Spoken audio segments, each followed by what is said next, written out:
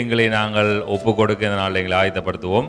So let us all begin to give ourselves up for the word of God today. பிரசங்கியிலே நல்ல ஒரு வார்த்தை இருக்கிறது. In Ecclesiastes there's always good things there. ஒரு காரியத்தின் துவக்கத்தை பார்க்கிலும் அதனுடைய முடிவு நல்லது. So it's like giving advices. It says that you don't look at the beginning, but the end is always better than the beginning.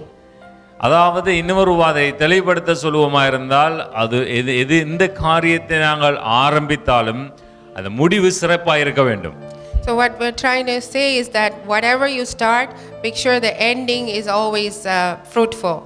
எப்படி அதை ஆரம்பிக்கிறோம் என்றதை பார்க்கிலும் அதை முடிவை நாங்கள் சிறப்பாய் முடிப்போமா இருந்தால் அது நல்லது என்று பிரசங்கி புத்தகத்தில் எழுதப்பட்டிருக்கிறது. So it doesn't matter how you start it, but at the end how you finish it, that's what's important, and the book of Ecclesiastes gives all the advice that you need. So எங்களுடைய வாழ்க்கையிலே நிறைய காரியங்களை நாங்கள் ஆரம்பிக்கிறோம். And in our lives too, we start many things in our lives. எங்களுடைய படிப்பு விஷயமா இருக்கலாம், வேலை விஷயமா இருக்கலாம், குடும்ப விஷயமா இருக்கலாம், அல்லது சமுதாயத்தில் எங்களுக்கு முன்பாக வைக்கப்பட்டிருக்கிற ஒரு விஷயமா இருக்கலாம். நிறைய காரியங்களை நாங்கள் ஆரம்பிக்கிறோம். It could be anything that we start off in our life. It could be the studies or marriage or work or whatever it could be. ஆனால் அந்தந்த காரியங்கள் நாங்கள் ஆரம்பித்த காரியத்தை நாங்கள் இன்று சிந்தித்து பார்ப்போமா இருந்தால் எத்தனை காரியத்தை நாங்கள் நிறைவாய் முடித்திருக்கிறோம். But then if you really look close to it, like what is it that you finished, the race, which one was finished properly? படிப்பிலேயே நாங்கள் முக்காவாசி பேர் எல்லாம் குழப்பிடுவோம். What about in the education? Did you fully finish your education or you just come out of it? படிக்கும் போதே நிறைய கற்பனைகளோடு படிப்போம். நாங்கள் படித்து அப்படி உத்தியோகம் பண்ணி அப்படி இருக்கணும் இப்படி இருக்கணும் என்று எத்தனை பேர் நாங்கள் அதை முடித்திருக்கிறோம். How many of you really thought of it and had a goal in your life to finish and become someone? அதுக்கு பல சூழ்நிலை இருக்குது. ஒன்று 80% நாங்களது காரணம், எங்களுடைய அசதிகள், எங்களுடைய பலவீனங்கள் அது காரணமாக இருக்கிறது. Well, 80% of that decision that we made in our goal could be our fault. 20% சமுதாயங்கள், சூழ்நிலைகள் அநேகருக்கு அதை மேற்கொள்ள முடியாமல் இருக்கிறதுக்கு வாய்ப்பு இருக்கிறது. And 20% is what the pressure of the world, the situation that you're in wouldn't let you go ahead with what you wanted to do. இருந்தாலும் அநேகர் அந்த பகுதியிலே நாங்கள் அதை நிறைவு செய்ய முடியாமல் எங்கள் ஓட்டங்களை நாங்கள் பாதியிலே நிறுத்தினவர்கள் அநேகர் இருக்கிறோம். And many of us, we couldn't fulfill the purpose in our life and we just stopped halfway. தொழில் ரீதியாக வரும்போது எத்தனை பேர் நாங்கள் எவ்வளவு தொழில்களை செய்யலாம் அல்லது வியாபாரங்களை செய்யலாம் அல்லது இப்படியான வேலையிலே நாங்கள் நிலைத்திருந்து செய்வோம் என்று ஆரம்பித்தவர்கள் நாங்கள் நிறைய பேர் இருக்கிறோம். Even when it comes to a business or work, work related things, we have started it, but then did we finish it? நீங்க பாத்தீங்கன்னா சில பேர் எல்லா கம்பெனியோட பேரும் சொல்லுவார்கள். Some people know many companies, workplaces. கடைசியா என்னன்னு பாத்தீங்கன்னா எல்லா கம்பெனிலயும் வேலை செஞ்சிருப்பார்கள். It looks like they go everywhere and they work everywhere. ஒரு இடத்தை கூட நிலைத்திருக்க மாட்டார்கள். But they are not rooted in one company. இப்படி நாங்கள் அநேக காரியங்களிலே வியாபாரத்தை எடுத்து பார்த்தீங்கன்னாலும் பார்த்தால் சில பேர் அநேக வியாபாரத்தை சொல்வார். ஒரு வியாபாரத்தை ஆகணும் அவர் வெற்றியாய் முடித்திருக்க வாய்ப்பு இருந்திருக்காது. And then there are some people who start businesses but they don't even finish one business. They don't really run it well. ஆனா எல்லாத்துடைய துவக்கத்தை பார்த்தால் சில பேருடைய துவக்கம் பெரிய ஆர்ப்பாட்டமாய் ஆரவாரமாய் இருக்கும். In the beginning when they just go into it and start something, it's usually it becomes so good in them. ஒரு வியாபாரத்தை ஆரம்பிக்கும் போது உதாரணத்துக்கு என்ன செய்வார்கள், அந்தந்த மதத்தை சார்ந்தவர்கள் அந்த மத சடங்கின்படி பெரிய ஆராதனை செய்து ஐயர்களை அல்லது பாஸ்டர்களை அல்லது போதகர்களை யாராவது அழைத்து பெரிய ஆராதனை எல்லாம் வைத்து தான் அட்டகாசமாக தான் துவங்குவார்கள். Usually when they start off a business, if they belong to different religion, they start off with the prayer and they call the priest and then they ask for blessing and they make it a big show. அவை அதிலே பார்த்தீங்கன்னு சொன்னால் அதில் எத்தனை பேர் அதில் வெற்றி பெற்றவர்கள் அதிலேயும் எண்ணி பார்க்கக்கூடிய ஆட்களாய் தான் இருப்பார்கள். But then if you look at how many of them are successful, it's rarely that people are successful. அவை இதிலே எப்படி ஆரம்பிக்கிறோம் என்றதை பார்க்கிலும் நாங்கள் எடுத்த தீர்மானத்திலே வெற்றியாய் அதை முடித்திருக்கிறோமா என்றுதான் அதிலே பொருள் இருக்கிறது. So what I'm trying to say is that it doesn't matter how you start, but how do you finish what you have started? That's what's important. இப்படி நாங்கள் எங்களுடைய தனிப்பட்ட வாழ்க்கையிலே உட்கார்ந்து நாங்கள் நிறைய காரியங்களை யோசிச்சு பார்க்கலாம். நாங்கள் உலகத்தை துவங்கி நாங்கள் எப்படி ஆரம்பித்தோம், எப்படி காரியங்களை முடிக்க முடியாமல் இருந்தது, அல்லது நாங்கள் எத்தனை இதை முடித்திருக்கிறோம் என்று நாங்கள் எண்ணி பார்க்க முடியும். So even if you relate to yourself about your personal life, how many things have you started and how did you run it and how did you finish it? இதை ஆராய்ந்து பார்ப்போமா இருந்தால் எங்களுக்குள்ளே ஒரு கேள்வி, எங்களுக்குள்ளே எங்களை நாங்கள் யார் என்றதை அறிந்து கொள்ள முடியும். And when you ask that, then you could even find out who you are. ஆகவே நாங்கள் என்னுடைய வாழ்க்கையில பார்த்தால் நிறைய காரியங்களை என்னால் முடிக்க முடியாமல் இருந்த நாட்களை தான் எனக்கு கூட இருக்கிறது. So in my life I have started many things but I haven't finished it yet. இப்படி அநேகர் இருக்க வாய்ப்பு இருக்கும். And many of you might be in that case. ஆகவே இதை எங்களுக்கு ஒரு பாடமாய் உதாரணமாய் நாங்கள் அதை எடுத்துக்கொள்ள வேண்டுமே தவிர அதை கூட நாங்கள் தோல்வியாக எடுக்கக்கூடாது. So we should just take everything as an experience but don't take it as a failure. சொல்வார்களே, தவறுகளிலே நாங்கள் பாடத்தை கற்றுக்கொள்கிறோம். Some people say when we make mistakes or we fail at something, then we learn something from it. ஆனால் அதிலே கற்றுக்கொள்ள வேண்டும், அதுதான் முக்கியமான விஷயம். But the important thing is that you must learn from your mistakes. அதிலே தான் பிரசங்கி சொல்லுகிறார், ஒரு காரியத்தின் துவக்கத்தை பார்க்கிலும் அதனுடைய முடிவு சம்பூர்ணமாய் இருக்க வேண்டும், அது முடிவு நல்லதா இருக்க வேண்டும். That's why in the book of Ecclesiastes it says that when you start something and the finishing has to come out good. சரி, இப்போ நாங்கள் கிறிஸ்துவுக்குள்ளே அழைக்கப்பட்டிருக்கிறோம். So now we're all called in Jesus Christ. நாங்கள் எல்லோரும் அந்நியரும் பரதேசிகளுமாய் இருந்தோம், கடவுளற்றவர்களாய் இருந்தோம், கடவுளோடு உறவில்லாதவர்களாய் இருந்தோம். We were all people that are unbelievers when we first came to Jesus. We were Gentiles, we had nothing to do with God, atheists and so many things. பாவிகளாய் நாங்கள் உலகத்திலே வாழ்ந்து கொண்டிருந்த எங்களை தான் இயேசு தேடி வந்து மீட்டிருக்கிறார். And we have been living as sinners and Jesus came to us and he saved us from the sin. அவர் எங்களை மீட்டு எங்களுக்கு ஒரு விலை உயர்ந்த பரிசை தந்திருக்கிறார். And he has given you a special gift. அந்த பரிசை பெறுவதற்கு நாங்கள் ஓடி முடித்தால் தான் அந்த பரிசு எங்களுக்கு கிடைக்கும். So if you want that gift from God, then you have to run your race, then you will receive that gift. இது எல்லோருக்கும் உள்ள ஒரு பொதுவான தேவனுடைய தீர்ப்பாய் இருக்கிறது. And this is for every Christian.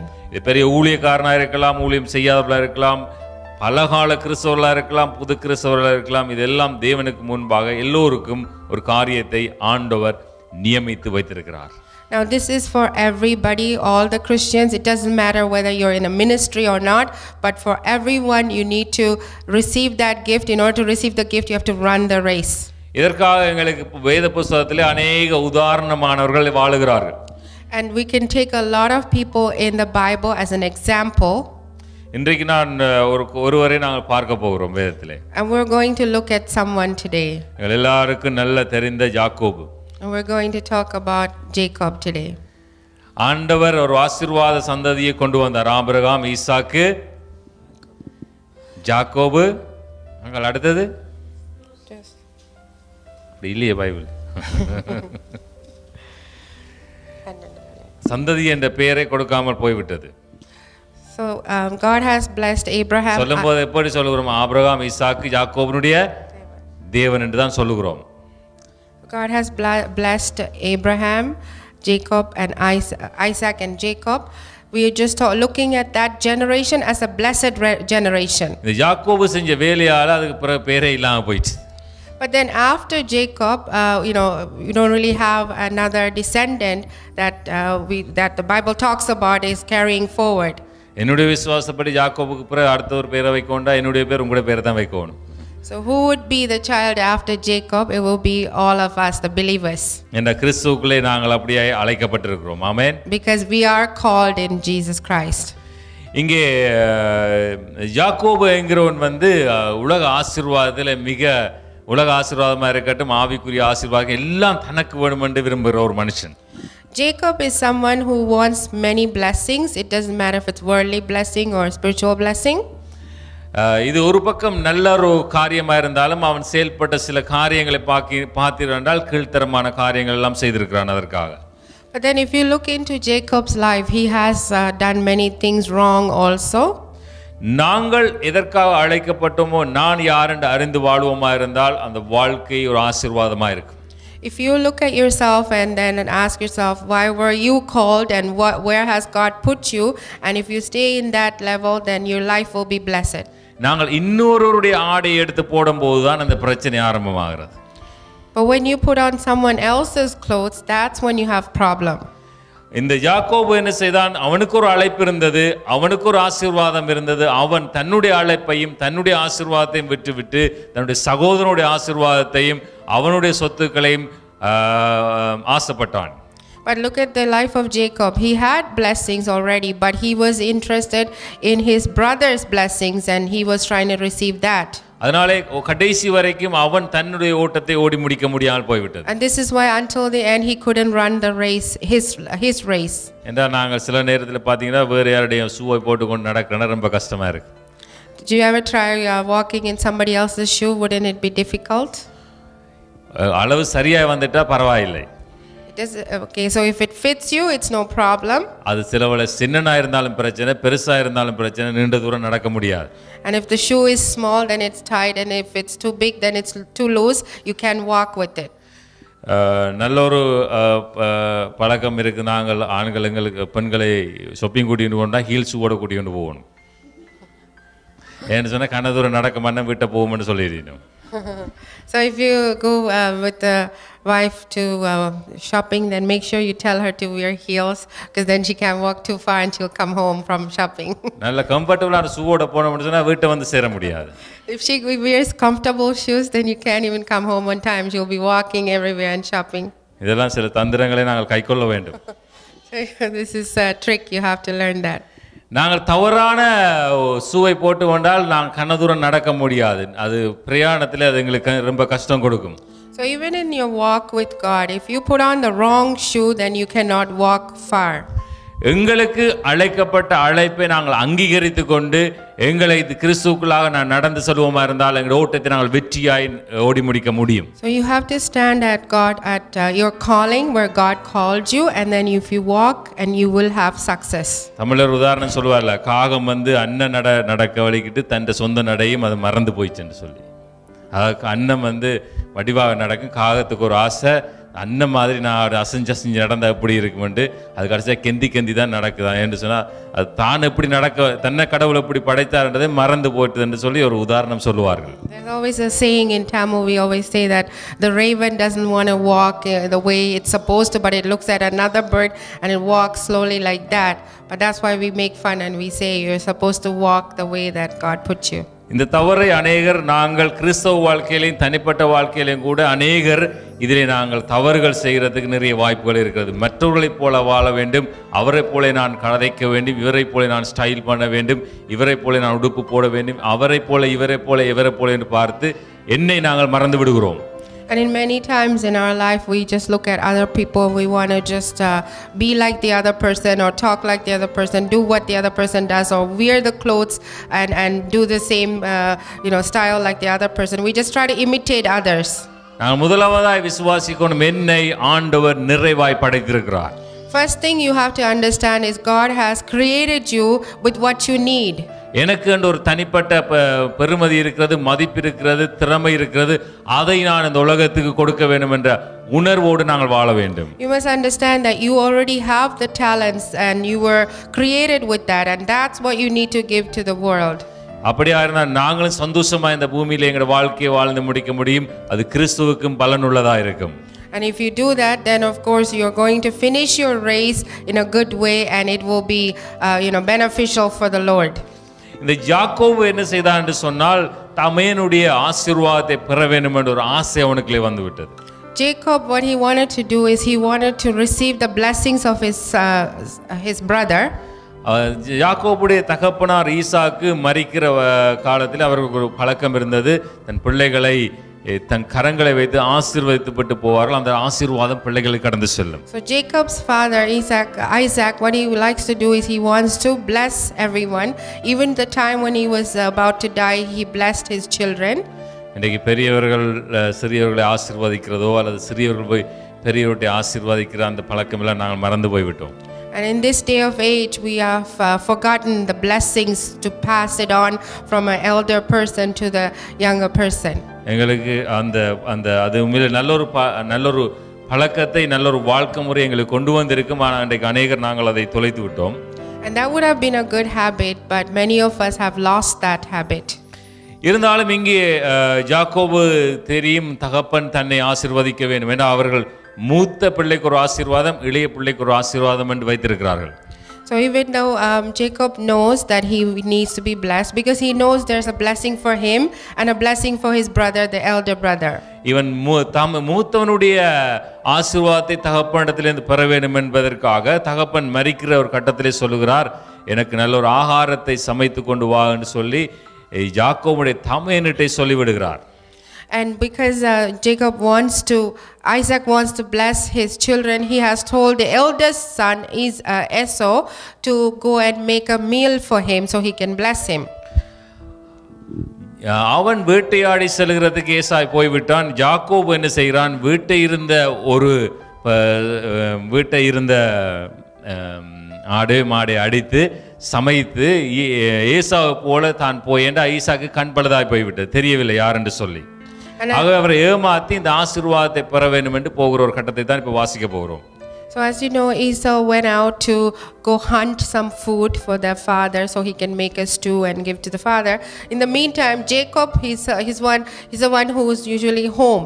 So he took a lamb from home and they slaughtered that and they tried to trick the father and receive the blessing. And we're going to look at that now. இது துணை போனது யார் தெரியுமா? And who went along with Jacob to get him to do this trick? ஈசாக்குடைய மனைவி. ஈசாக்கு நல்ல ஒரு உண்மையிலேயே பைபிளை பார்க்க போனா ஒரே மனைவியோட வாழ்ந்த நல்ல புருஷன். So it was all along it was Isaac's wife. She's the one who was into this. இந்த நல்ல புருஷனுக்கு கிடைச்ச பெருமதி என்ன, மனைவி சேர்ந்து தான் நாங்கள் ஏமாற்றத்துக்கு போகிறாரு. So what happened in Isaac's case, his wife even had to fail him. ரொம்ப நல்ல ஆக்களா இருக்கிறது நான் கொஞ்சம் யோசிக்க வேண்டிய விஷயமா இருக்கிறது, கொஞ்சம் ஞானமாக யோசிக்க வேண்டிய இருக்கிறது. Sometimes you have to think whether you should also trust the people in your household. என்ற பிள்ளையும் ஏமாத்துறான், சொந்த மனைவியும் சேர்ந்து ஏமாத்துறாங்க சொந்த வீட்டுக்குள்ள. So even the son wants to trick the father, and along with that the wife wanted to do that too. ஆதியாகமம் 27ஆம் அதிகாரம் 21-22 வசனத்தை வாசிக்க போறோம். முதல் ஆங்கிலத்தில் வாசியுங்கள். So we're going to read Genesis 27:21-22. Then Isaac said to Jacob, "Please come near that I may feel you, my son, whether you are really my son Esau or not." So Jacob went near to Isaac his father, and he felt him and said, "The voice is Jacob's voice, but the hands are the hands of Esau." அப்பொழுது ஈசாக்கு யாக்கோபை நோக்கி, என் மகனே, நீ என் குமாரனாகிய ஏசாதானோ அல்லவோ என்று நான் உன்னை தடவி பார்க்கும்படி கிட்ட வா என்றான். யாக்கோபு தன் தகப்பனாகிய ஈசாக்கண்டையில் கிட்ட போனான். அவன் இவனை தடவி பார்த்து, சத்தம் யாக்கோபின் சத்தம், கைகளோ ஏசாவின் கைகள் என்று சொல்லி, இங்கே அந்த ஆகாரத்தை கொடுத்து ஆசீர்வதிக்க போறதுக்கு முன்பாக ஈசாக்குண்ட அன்பு மனைவியும் அதாவது யாக்கோபுடைய தாயும் ஒரு சூழ்ச்சி செய்தார்கள். அவன் கட்டாயமாக அவனை தடவி பார்ப்பான். நீ என்ன செய், மிருகத்தினுடைய தோலை போட்டுக்கொண்டு போன்னு சொல்லி அவனுக்கு அந்த தோல் உடுப்பை போட்டு விட்டார்கள். So what's happening here is that when Jacob goes to get blessing from his father, he's also making sure that he's wearing the skin of the goat so that when the father feels his hand, he will feel the hair part and he will think it's Esau. Esau. அப்ப ஏசா அவ்வளவு ரோமம் உள்ளவன் என்றதை இதில் நாங்கள் பார்த்துக்கொள்ள முடியும். ரோமம் உள்ள ஒரு மனுஷன் அவன். So Esau had a lot of hair. He was a hairy man. இந்த இடத்துல அவன் ஈசோக்கு அவன் தடவை பார்த்து சொல்லுகிறான், ரோமம் எல்லாம் உடம்பெல்லாம் ஏசா மாதிரி தான் இருக்கிறது, அவனுடைய குரல் யாக்கோபு மாதிரி இருக்கிறது. He says that your body feels like as if it's Esau's, but your voice is like Jacob's. இன்றைக்கு இப்படித்தான் நாங்கள் அநேக கிறிஸ்தவர்கள் இருக்கிறோம். எங்களுடைய பக்தியின் வேஷம் கிறிஸ்துவை சார்ந்திருக்கிறது, ஆனால் உள்ளே இருக்கிற மனுஷன் வேற. And this is we can relate that to us nowadays. You see inside there's another person, but outside it's just we are just putting on as if we are Christians. தேவனிடத்தில் ஆசீர்வாதங்களை பெறுவதற்கும் ஆண்டவரிடத்திலே நாங்கள் அதிசயங்களை பெறுவதற்கும் அற்புதத்தை பெறுவதற்கும் நாங்கள் பக்திமான்களாய் காட்டிக் கொள்கிறோம். ஆனால் உள்ளான மனிதனோ இங்கே உலகத்திலே சிக்கப்பட்டு போயிருக்கிறான். So just to receive some blessings from God and to be godly people, we just try to look outside as if we are good Christians, but then who sees the heart? It's God that sees the heart. இந்த வாழ்க்கை எவ்வளவு ஆபத்தானது என்பதை தான் நாங்கள் பார்க்க போகிறோம். And this is what we have to understand today. This kind of life is very dangerous. அநேகர் யாக்கோபை குறித்து புகழ்ந்து பேசுவார்கள். Many people will talk good things about Jacob. நான் புகழ்ந்து பேசுவதற்கு என்னுடைய பார்வையிலே அங்கே ஒரு காரியத்தை அவனிடத்திலே பார்க்க முடியாது இருக்கிறது. But then if you want to talk good about him, you must also look at what has happened in his life. ஒன்று செய்தான், தன் நேசித்த காதலிக்காக 14 வருஷம் வேலை செஞ்சான், மனம் சோர்ந்து போகாம. One good thing is he has worked so hard for his wife 14 years. ஆனால் மற்றபடி அவன் செய்த இந்த காரியத்திலே அவன் நல்லவனாய் காக்க முடியவில்லை என்னாலே.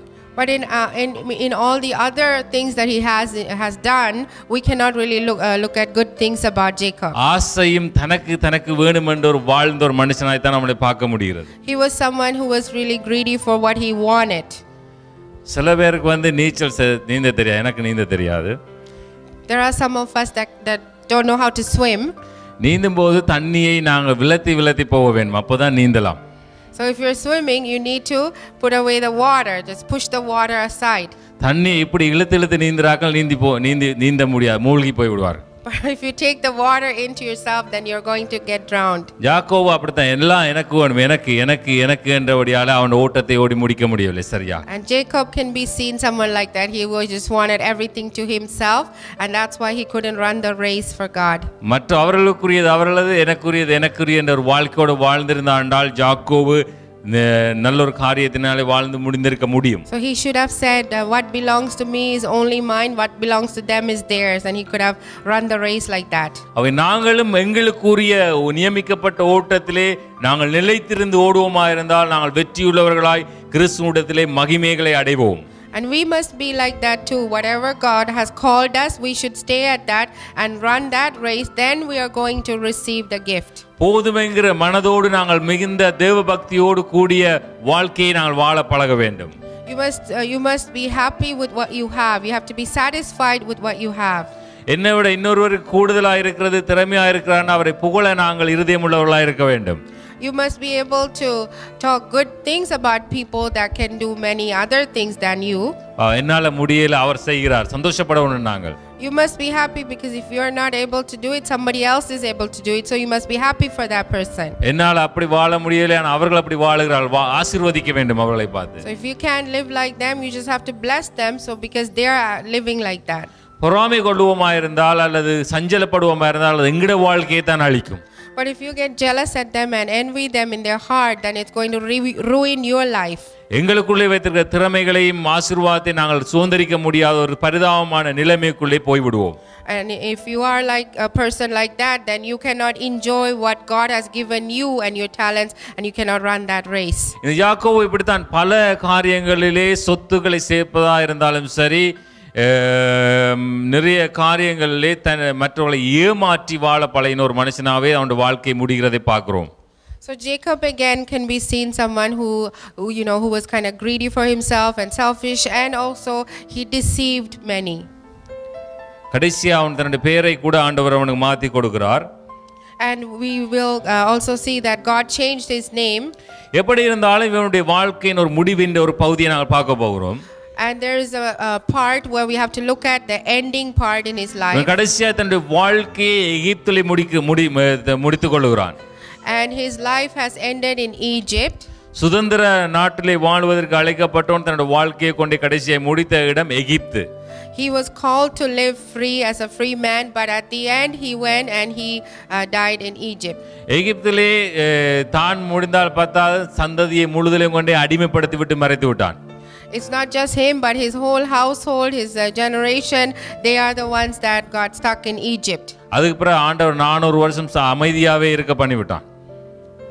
400 வருஷம் ஆண்டவர் அமைதியா இருந்து விட்டார். So after that there was 400 years of silence. All those people were still in Egypt. இதுதான் யாக்கோபு தன்னுடைய முயற்சியிலே வாழ்க்கையிலே அடுத்த சந்ததிக்கு காண்பித்து போன ஒரு காரியமாய் இருக்கிறது. And this is the life of Jacob, and this is what he has left behind for his generation. ஆனா யாக்கோபை தியானிக்கும் போது எல்லாரும் என்ன சொல்வார்கள், வெறுங்கையோடு போனேன், நான் இரு பரிவாரங்களோட திரும்பி வந்தேன் என்ற அவன் அந்த வார்த்தை மாத்திரம் தான் யாக்கோபை சொல்லும் போது சொல்லிக் கொண்டிருப்பார்கள். வெறுங்கையோடு போனான், ஆசீர்வாதத்தோட வந்தான். நீங்க திருமணத்துல வாருங்க, ஆசீர்வாதத்தோட போவீங்க. சோ இதைத்தான் திருப்பி திருப்பி பேசிக் கொண்டிருக்கிறோம். So when people preach about Jacob, they usually say he has gone empty-handed and he came out with double blessings. ஆனால் அவனுடைய முடிவை பார்த்து தான் வேதம் எங்களுக்கு கற்றுத் தருகிற ஒரு வார்த்தையை நான் உங்களுக்கு சொல்ல முதல் ஒரு வார்த்தையை ஞாபகப்படுத்த விரும்புகிறேன். எபிரேயர் 13ஆம் அதிகாரம் 7வது வசனத்திலே எங்களுக்கு நல்ல ஒரு உதாரணத்தை பவுல் எங்களுக்கு எழுதி வைத்திருக்கிறார். அதில் சொல்லுகிறார் எப்படி என்று சொன்னால், நாங்கள் ஒருவருடைய ஓட்டத்தின் முடிவை பார்த்து விட்டு தான் அவரை குறித்து நாங்கள் தியானிக்கவோ அவரை பின்பற்றவோ நாங்கள் பின்பற்றவோ வேண்டும். So I'm going to read to you from Hebrews chapter 13 verse 7.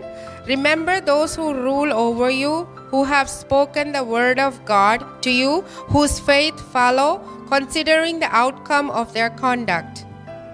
தேவ வசனத்தை உங்களுக்கு போதித்து உங்களை நடத்தினவர்களை நீங்கள் நினைத்து அவர்களுடைய நடக்கையின் முடிவை நன்றாய் சிந்தித்து அவர்களுடைய விசுவாசத்தை பின்பற்றுங்கள். அவர்களுடைய நடக்கையின் முடிவை நன்றாய் சிந்தித்து விட்டு அதுக்கு பிறகு அவர்களுடைய விசுவாசத்தை பின்பற்றுங்கள் என்ற நல்ல ஒரு குறிப்பு எங்களுக்கு இருக்கிறது.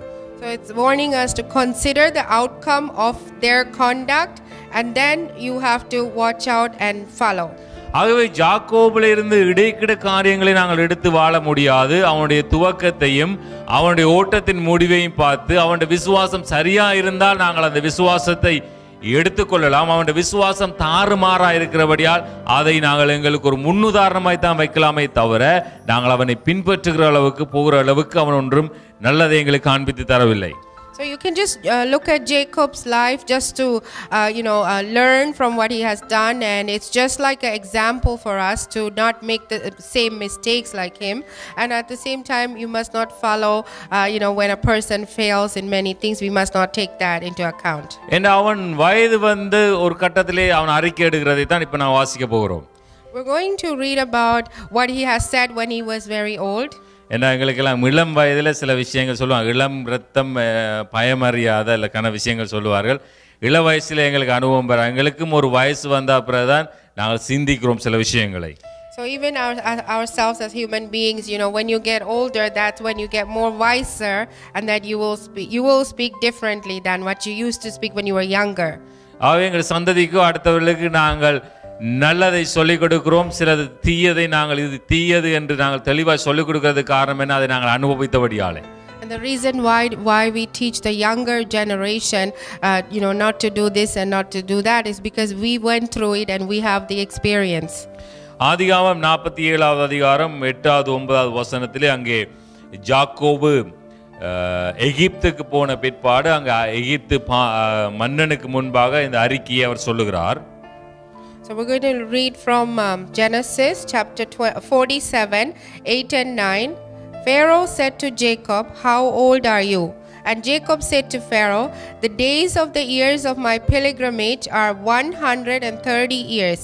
Few and evil have been the days of the years of my life, and they have not attained to the days of the years of the life of my fathers in the days of their pilgrimage." பார்வோன் யாக்கோபை நோக்கி, உனக்கு வயது என்ன என்று கேட்டான். அதற்கு யாக்கோபு, நான் பரதேசியாய் சஞ்சரித்த நாட்கள் 130 வருஷம். என் ஆயுசு நாட்கள் கொஞ்சமும் சஞ்சலமும் உள்ளதுமாய் இருக்கிறது. அவைகள் பரதேசிகளாய் சஞ்சரித்த என் பிதாக்களுடைய ஆயுசு நாட்களுக்கு வந்து எட்டவில்லை என்று பார்வோனுடனே சொன்னான். அவன் சொல்லுகிறான், என் ஆயுசு நாட்கள் கொஞ்சமும் சஞ்சலமும் உள்ளதுமாய் இருக்கிறது. ஆயுசு நாட்கள் எப்படி இருக்குதா? மிகவும் சஞ்சலமான தன்னுடைய நாட்களாய்த்தான் இருக்குன்னு சொல்லி, எப்படி இவ்வளவு ஆசீர்வாதத்தையும் அவனை தட்டி இவனை தட்டி அவன்ட சொத்தை இவன்ட சொத்தை பறிச்சு வாழ்ந்தவர் கடைசியா காசை வச்சு சாப்பிட இயலாம சூழ்நிலை வந்துட்டுது. So when Pharaoh asked him how old he wasn't able to give a good answer. I mean, even though he said he's 130 years, he still said, it's only like few and evil have been my days, because he really did not have a real success in his life. எப்படி எங்கட பூமி வாழ்க்கையிலே மனைகிற பார்க்குறோம். அப்படி சொத்து சேர்த்து இப்படி சொத்து சேர்த்து கடைசியில் டாக்டர் சொல்லுவா உனக்கு அந்த வருத்தம் இந்த வருத்தம் கடைசியாக வெறும் பான் துண்டை மட்டும் கடிச்சு கொண்டு இருப்பார்கள்.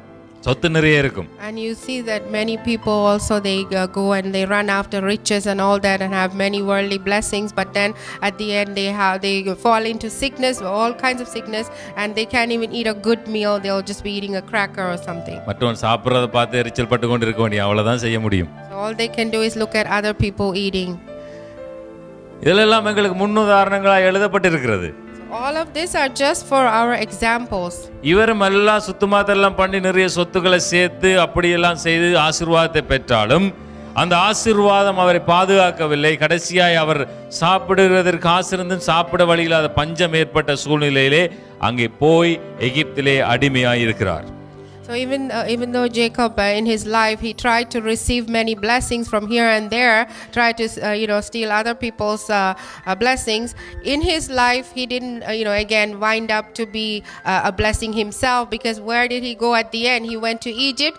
They didn't even have food in their country, that they had to go to Egypt, and then he was stuck there, and that's where he ended his life. அங்க முன்ன சொல்லுகிறேன், எனக்கு எல்லாம் சஞ்சலமா இருக்குது, இந்த வாழ்க்கை சஞ்சலமா போச்சு. He says it's few and evil are his days. தாறுமாறாய் ஓடுனோட வாழ்க்கை முடிவு இப்படித்தான் இருக்கும். And this is how one's life will be if you are not focused and staying with the will of God. கடைசியாக கூட அவன் நல்ல காரியம் செய்திருக்கலாம். அங்கே யோசேப்பு வாழ்ந்த காலத்திலே அரசர்கள் அவனுக்கு ஆதரவாக இருந்த நாட்களிலே கூட அவன் தன்னுடைய சொந்த தேசத்துக்கு போயிருக்கலாம். அவன் அங்கே நல்ல சௌகரியம், அவனுக்கு ஒரு இடம் கிடைத்தது. அப்படியே அங்கே தன்னுடைய சந்ததியை அடிமைப்படுத்தி விட்டு மறைத்து விட்டான். Even in the end times, he could have been winded up in the promised land and all that and be a blessing with his other children, but it did not happen like that. இது தீமோத்தேயுக்கு பவுல் எழுதும்போது நல்ல ஒரு காரியத்தை எங்களுக்கு எழுதுகிறார். தீமோத்தேயு 2ஆம் அதிகாரம் 2 தீமோத்தேயு 4ஆம் அதிகாரம் 6 இருந்து 8வது வசனத்தை நாங்கள் வாசிப்போம்.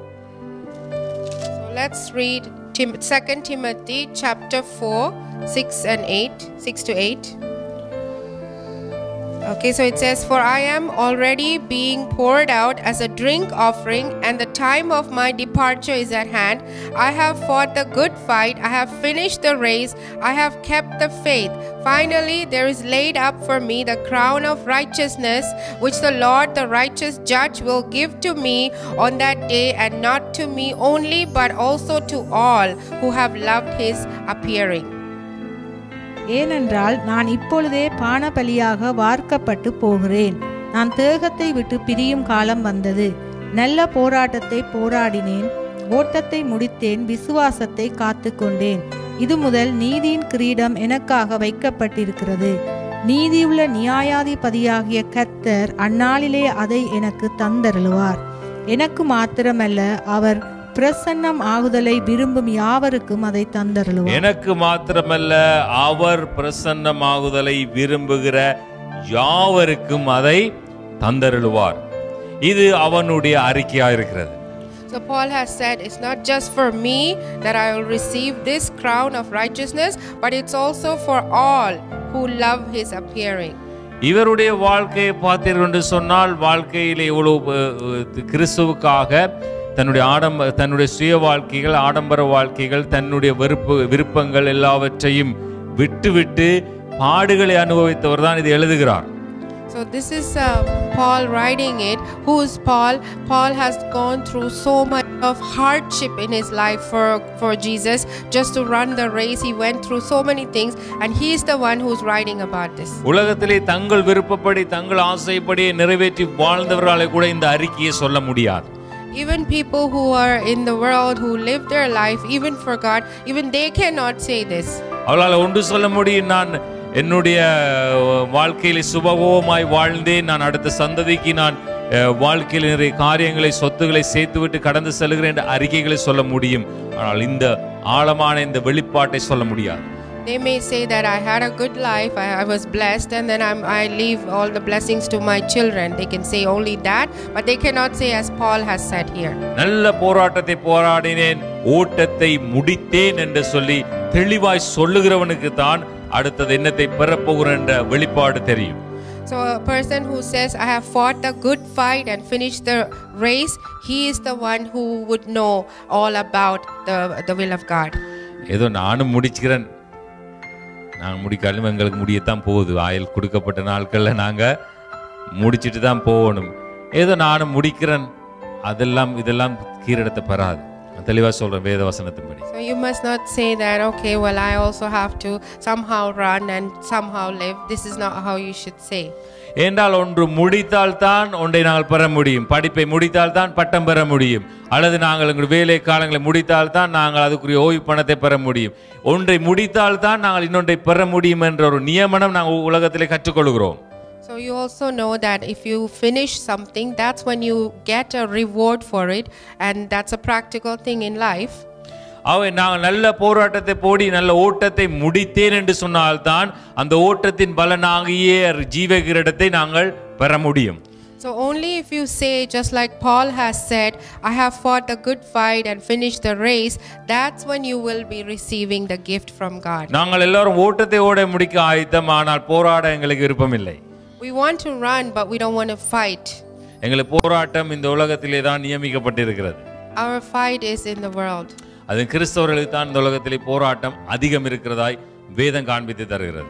And then the fight is among Christians mainly. உலகத்தார்களுக்கு போராட வேண்டிய அவசியம் இல்லை. The people that are in the world, the unbelievers, they don't have to fight anything. ஏன்னா விசுவாசிகள் தான் தங்கள் விசுவாசத்தை நிரூபிக்கிறதற்காக அந்த போராட்டங்களை சவாலாய் ஏற்றுக்கொள்ள வேண்டியிருக்கிறது. So it's the believers they are the ones that have to get challenged, and they need to fight the fight. நாங்கள் ஜெபிக்கிறோம், ஆண்டவரே எங்களுக்கு பொறுமை தாரும், பொறுமை உள்ளன வாழணும் என்று நாங்கள் ஜெபிக்கிறோம். You may be praying, God give me patience so I can have patience and live my life. அதங்கே சோதிக்கப்படும். And where is your patience being tested? பொறுமையை இழக்கிறதற்கு நாங்கள் ஜெபிச்சிட்டு வீட்டை போனால் அங்கே பிரச்சனை அங்கே தான் ஆரம்பமாகும்.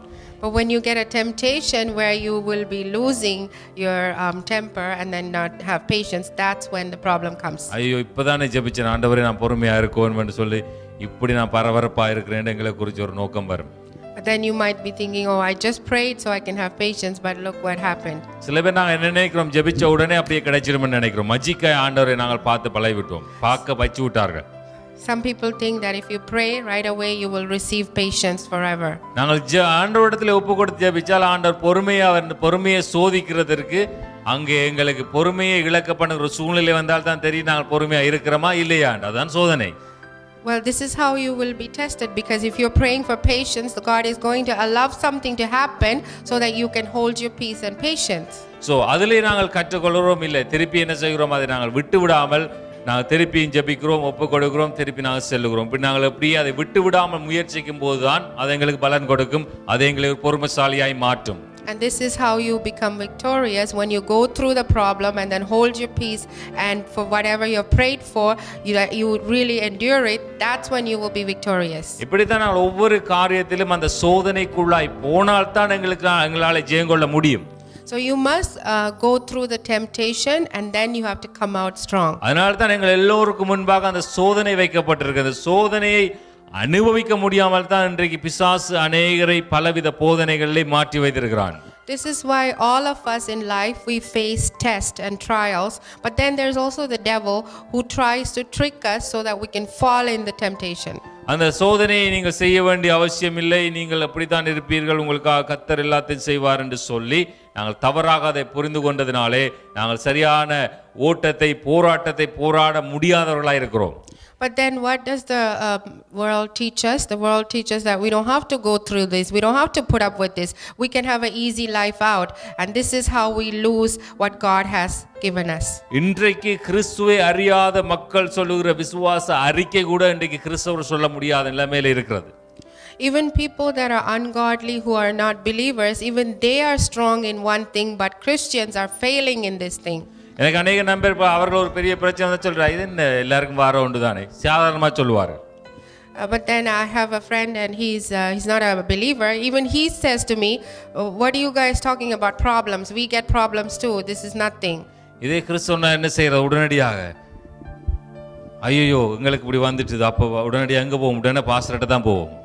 And then when we as Christians, we face through some problems, what do? We're like, oh my goodness, we have this problem, and we run to the pastor. உடனே பாஸ்டர் கால் பண்ணியோ பாஸ்டர் எங்கட விட்ட கோழி முட்டை போடுது இல்ல பிரச்சனையா இருக்கு. So they just call the pastor and say, the chicken is not laying egg, we have a problem. அவர் என்ன சொல்ற ஒரு பிரச்சனையும் இல்லை நீங்க கோழியை கொண்டு வாங்க நான் வச்சு ஜெபிப்ப முட்டை போடும். And the pastor says, bring the chicken to us, we're going to pray for the chicken and it's going to lay egg. சாதாரண உலகாரன் என்ன சொன்னா கோழி முட்டை போடாட்டி அதை அடிச்சு சாப்பிட்டு இன்னொரு கோழியை வலை அதுக்கு காலம் முடிஞ்சது அதை நீ முட்டை போடாது. So if the chicken doesn't lay egg, just eat that for your dinner and then buy another chicken. சந்தோஷமா இரு சாகாம இருக்கிற நிமித்தம் வயிற்றுக்கு சந்தோஷம். At least it's useful, you can eat that. சாதாரணமாய் சிந்திக்கிறதுக்கு எங்களை சிந்தனை விடுகிறதில்லை இந்த மதவாதிகள். So then the problem with churches and all that, what we are brought up with is that they don't let you think. They just right away give you a solution and they say it's done, it's finished. சின்ன பலூனை ஊதி பெருசாய் காட்டுவார்கள். They usually try to make something small big. ஆகவே வாழ்க்கை முறையிலே வருகிற சாதாரண வாழ்க்கைகளை சாதாரணமாய் கடந்து செல்கிற ஒரு அனுபவமற்றவர்களாய் இன்றைக்கு கிறிஸ்தவர்கள் வாழ்ந்து கொண்டிருக்கிறார்கள், பலவீனர்களாய் வாழ்ந்து கொண்டிருக்கிறார்கள். So then what's the problem with the Christians nowadays? They're very weak, they're not strong in the faith. சின்ன பிரச்சனைகளை தாங்க சக்தி இல்லாத கிறிஸ்தவர்களாய் வாழ்ந்து கொண்டிருக்கிறோம். And they cannot even bear small problems. எப்படி நாங்கள் இந்த நல்ல போராட்டத்தை போராடி அறிவு கிட்டாத அந்த ஜீவக்கிரீடத்தை பெற போகிறோமோ எனக்கு தெரியாது, கேள்விக்குறியா இருக்கிறது. So then as Christians, how are we going to fight the good fight and receive the crown of life? இதெல்லாம் எங்களுடைய அறிவுக்கு எட்டாத ஒரு விஷயங்கள் இவைகள் எல்லாம். All of this is something that you cannot even think of. It's more spiritual. விசுவாசத்தினாலே கன்று விசுவாசத்தினாலே நடந்து விசுவாசத்திலே பெறுகிற இந்த வல்லமையான காரியத்தை காணுகிற விஷயத்திலே தடுமாறுகிறோமே, காணாத எப்படி பெற போகிறோம்? So then everything that the Bible talks about has to do with your faith. How can you believe something that you cannot see if you're already worried about what you see and it's giving you a problem? ஒரு வேலை போயிட்டா என்ன செய்கிறோம்? நார்னு சோர்ந்து போயிடுறோம். Well, if you lose your job, what do? You just get so tired and weary. இது எல்லாரும் உலகத்தில் நடக்கிற ஒன்று. வேலை முடிந்தால் இன்னொரு வேலையை தேடுவோம், இன்னொரு வேலையை தேடுவோம், இது ஒன்றில் நாங்கள் வாழ முடியும் என்ற நம்பிக்கையை இழக்கிறோம். So this is something that happens all the time. If you lose your job, you'll find another job and you don't have to get all upset about this. இது கிடைக்கணும் என்றதுக்காக கோயில் குளம் எல்லாம் சுத்தி திரிகிற சந்ததியிலிருந்து வந்தவர்கள் நாங்கள்.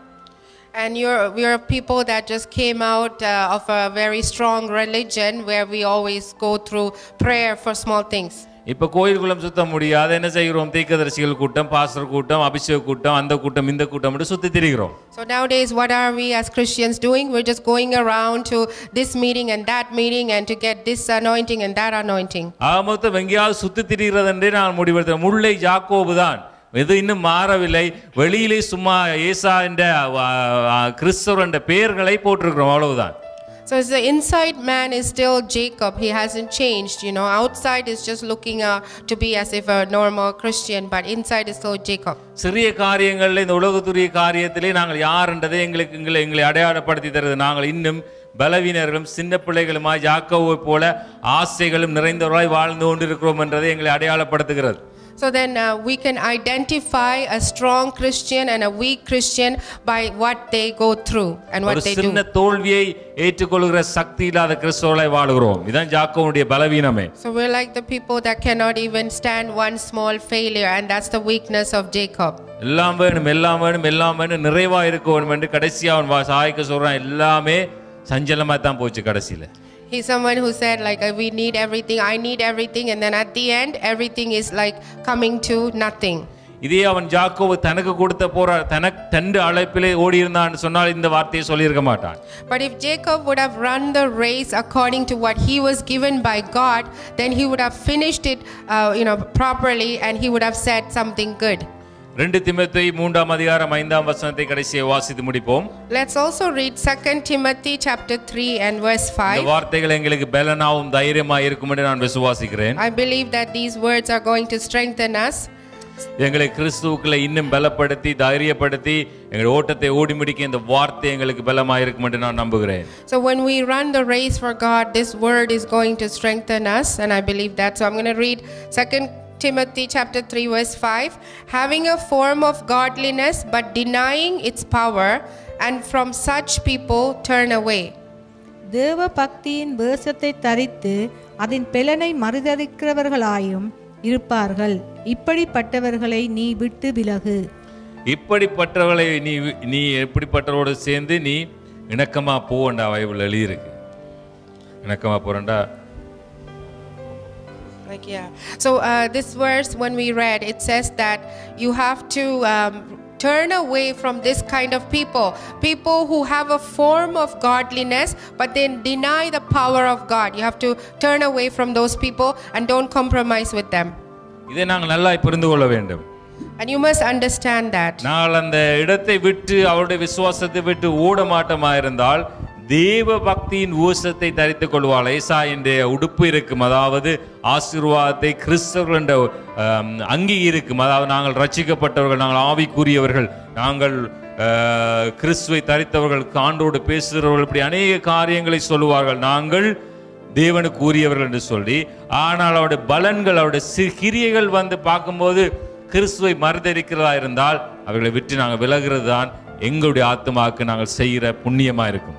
So then there are these Christians that just flatter about themselves and their faith, and they just show themselves as if they are super Christians. But then if you really look at their life, are they denying to the will of God? Are they just going and abiding with people that do not have godliness? That's what you have to look at. இன்றைக்கு நிறைய தேவ பக்தியின் விஷயங்கள் எங்களுக்கு முன்பாக உலகத்திலே வைக்கப்பட்டிருக்கிறது.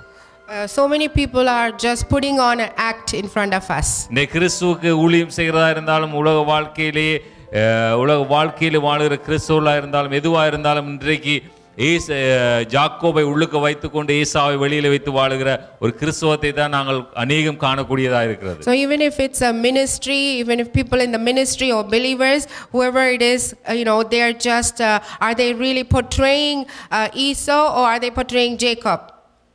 என்னென்ன காரியங்களை கிறிஸ்துக்கு முன்பதாக நாங்கள் துணிகரமாகவும் விரும்பியும் அந்நிய நுகங்களில் இருந்தோமோ அதை இன்று கிறிஸ்தவத்திலே முழுவதிலே நாங்கள் பார்க்கக்கூடியதா இருக்கிறது.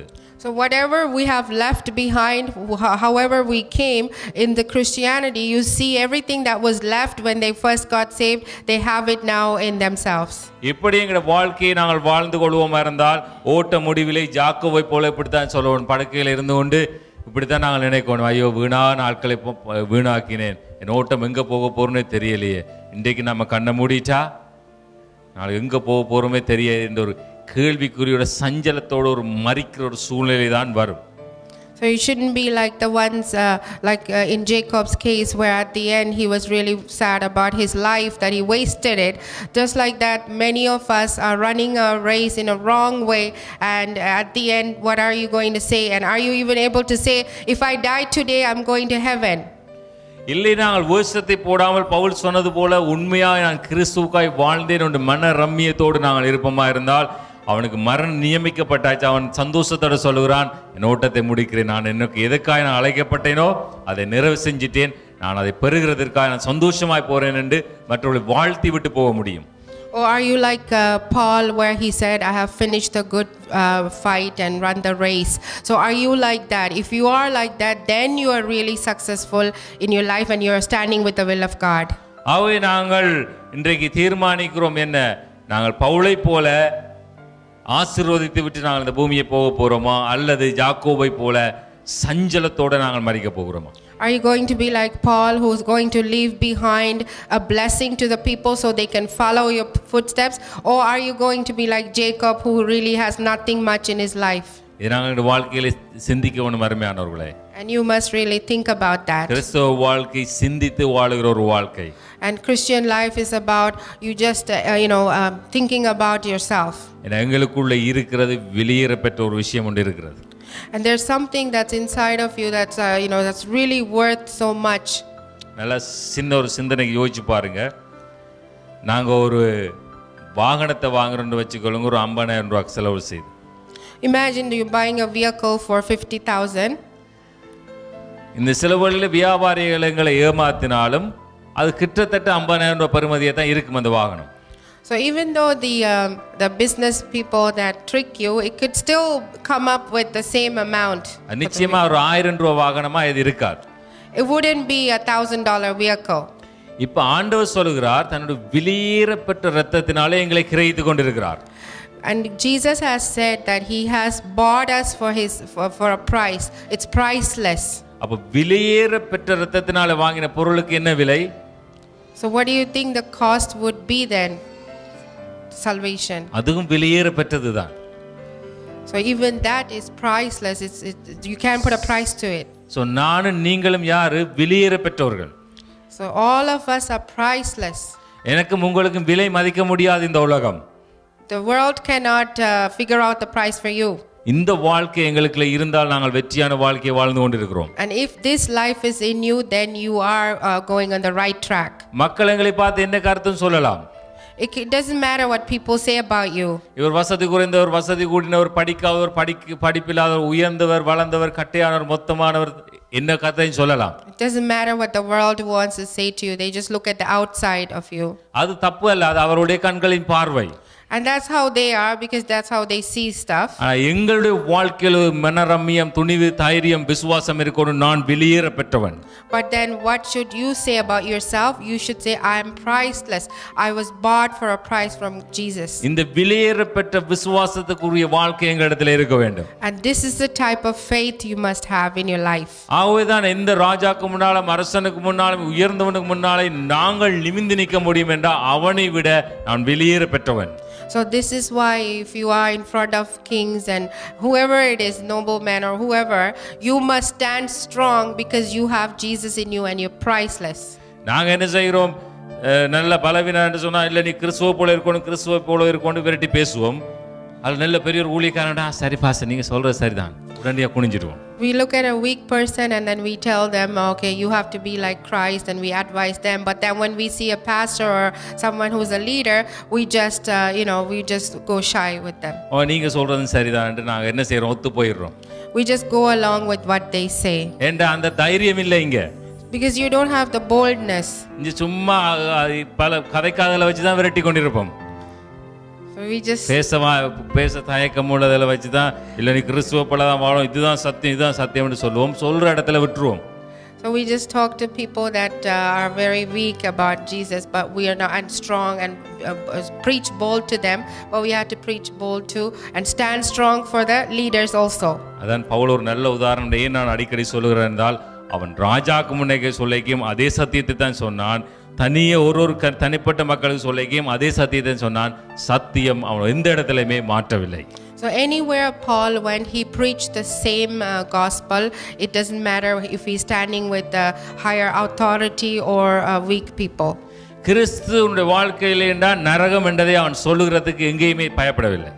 He wasn't afraid to say that if God is not in your life, if Jesus is not in your life, then you're going to go to hell. கிறிஸ்துவை தரித்து கொண்டவன் மரணத்துக்கு பயந்ததில்லை என்று அவன் நிரூபித்த ஒரு நல்ல ஒரு ஊழியக்காரன். And he has proved to us that if you put on Christ, then you are not going to be scared of death. இந்த வைராக்கியம் எங்களுக்குள்ள இருக்கணும் அருமையானவர்களே. And you must have that boldness too. இந்த சந்தோஷம் எங்களுக்குள்ள இருக்க வேண்டும். And you must be happy about யாரை that. ஆராதிக்கிறோம் என்ற ஒரு மனமகிழ்ச்சி எங்களுக்குள்ள இருக்க வேண்டும். You should know who you are worshiping and you should be happy about that. இந்த உலகத்தின் கவலைகள் பிரச்சனைகள் எங்களை நெருக்கி இந்த சந்தோஷத்தை இழந்து போக கூடாதபடி நாங்கள் ஜாக்கிரதையா இருக்க வேண்டும். And you must be very careful not to get entangled in the problems of the world. எல்லாருக்கும் பிரச்சனை இருக்குது, நாங்கள் மறந்து போக கூடாது, ஒரு நாள் மறந்து போக கூடாது. Don't forget that we all have problems. எல்லா சூழ்நிலைகளை நாங்கள் தாண்டி செல்கிறதுக்கு வழிகளும் இருக்கிறது, அவைகளை நாங்கள் முயற்சிக்க வேண்டும், அதிலே நாங்கள் சோர்ந்து போக கூடாது. But God has given us ways to overtake and overcome the problems.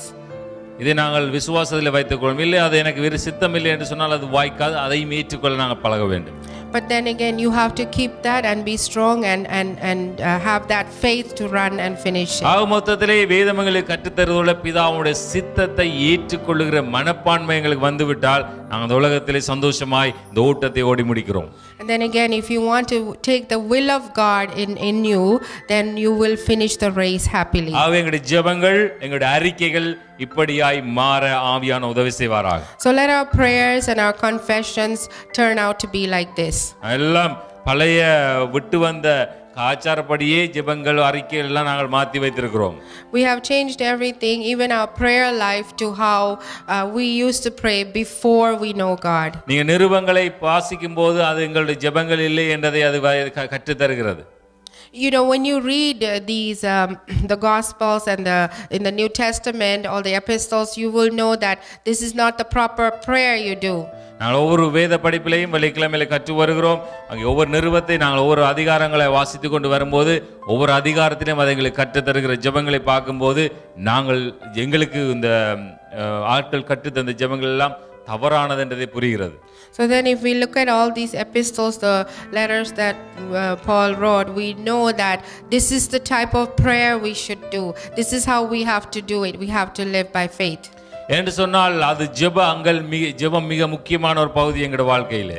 And prayer is very important in a Christian's life. அதை நாங்கள் தவறாய் செய்வோமா இருந்தால் எங்களுடைய விசுவாச அறிக்கைகளும் தவறாய் போய்விடும். But if you pray it in a wrong way, then even your faith will turn out to be wrong. நான் இப்படிதான் அடிக்கடி சரியாய் ஜெபிங்க என்று சொல்லும்போது மக்கள் எனக்கு கொடுத்த பேர் என்ன, இவர் ஜெபிக்க வேண்டாம் என்று சொல்லுகிறார். Whenever I used to preach about pray properly, people just give me a name and they say this.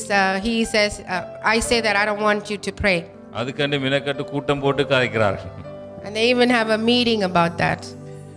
நாங்க சொல்லுகிறோம் என்ன, இயேசு கிறிஸ்து கற்றுத் தந்த ஜெபத்தை நாங்கள் பின்பற்றுவோம் என்று சொல்லுகிறோம். We say that we have to follow the prayer that Jesus has taught us.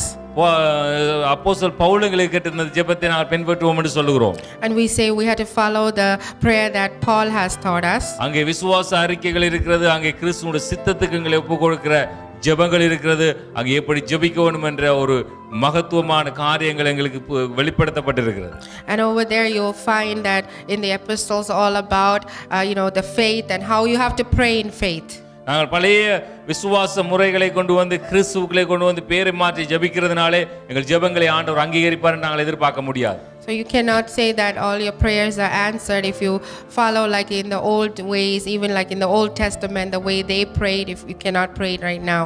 So அதை புரிந்து கொள்வோம் என் அருமையானவர்களே. So you must understand that. ஆவே தேவ பக்தியின் உவசத்தை தரித்து அதன் பலனை நாங்கள் மறுதலிக்கிறவர்களை குறித்து நாங்கள் கவனம் செலுத்த வேண்டும். So you must be careful about people that are just denying the faith and they just look like they're godly but they're denying the faith.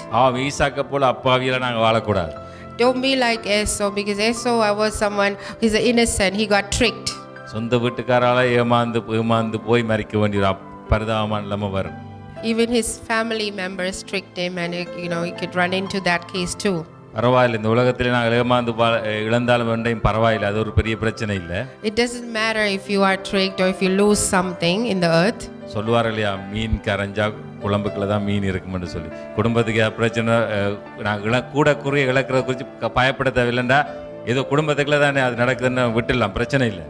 So when something happens in your family, when you lose something or you have to give up something, that's not a problem. It's your family.